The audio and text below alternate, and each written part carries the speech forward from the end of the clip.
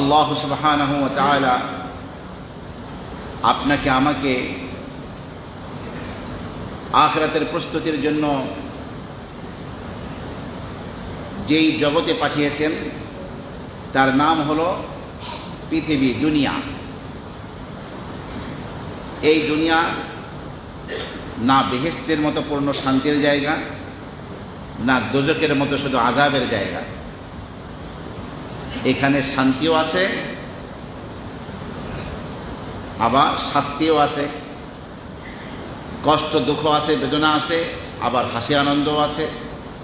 উভয়টার মিশ্রণের জায়গা হলো পৃথিবী।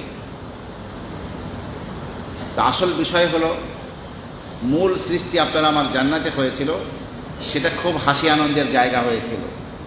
সেখান থেকে হাসি আনন্দের পাশাপাশি কষ্টের মধ্যে কেন পড়লাম? পৃথিবীর প্রতিটি বাচ্চাই, নবজাতক শিশু পৃথিবীতে এসে কান্নাকাটি করে, যেন দুনিয়ার মানুষকে জানিয়ে দেয় যে এই দুনিয়াটা হাসি আনন্দের জায়গা না।